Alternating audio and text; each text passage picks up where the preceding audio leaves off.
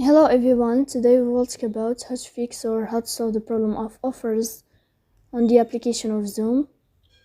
You will click on settings. In this page you can click on apps, default apps, app settings.